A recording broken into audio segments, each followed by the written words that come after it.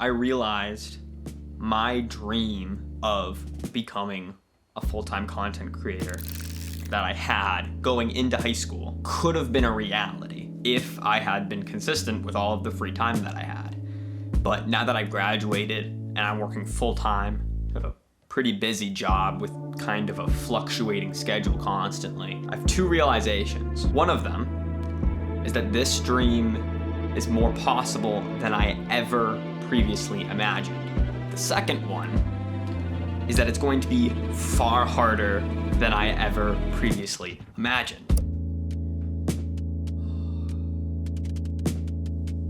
I don't know what I'm doing.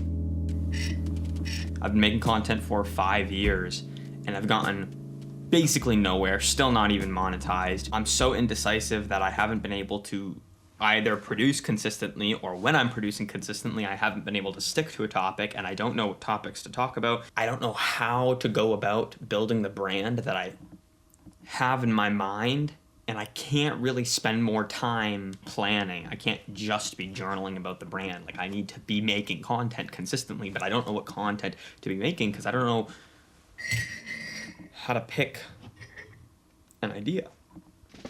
Especially now that I've graduated, I have less time and more responsibilities. So the problem I am trying to solve right now, in a race against my goals being swept under the rug of time, like it seems most adults' goals are, is creating systems so that I can not only upload consistently, but that I can continue to improve and make videos that are valuable for you and that I'm proud of. So I made this idea vetting system.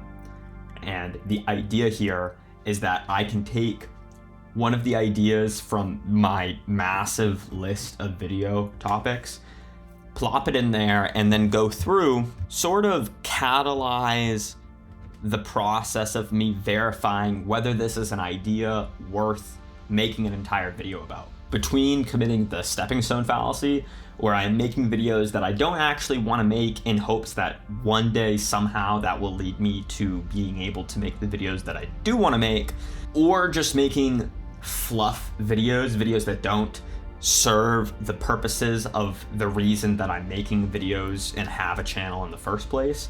I needed a way to make sure from the get-go that the topic that I was going to pursue was one worth pursuing. So I have these three things at the top. Each of my videos needs to at least do one of these things. These are the three missions I have for my channel. And then I have a litany of questions to really safeguard my time when choosing to make a video about said topic. And so the point of this system is to make the process of making decisions faster and more effective. Most people, if you're like even barely into self-development, you've read Atomic Habits, you've heard people say, set systems, not goals. You've heard entrepreneurs talk about creating systems, but for someone like me who's working a full-time job, I have no entrepreneurial expertise whatsoever. I couldn't understand what creating systems even meant.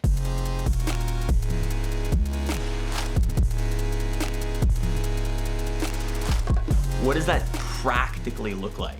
I'm someone who really loves things to be as clear as possible and practically defined. What does it look like in my real life? My first introduction to systems was just like presets and LUTs when it came to color grading photos and video. I realized this during work actually, because my job is a media producer for 2 brands. I edit photo and video all of the time. When I first started really editing photos in my position, I didn't like using presets on photos. I would build all of those settings myself.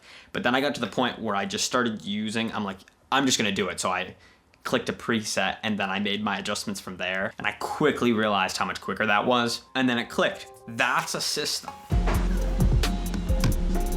Dude, I love this guy. I think I got this online, but a basic definition of a system is a repeatable process that helps you review, analyze, or catalyze one or a set of multiple actions. But it's important to note that systems are not just so that you can take the same action quicker, but that you can review the efficacy, the effectiveness of your previous actions.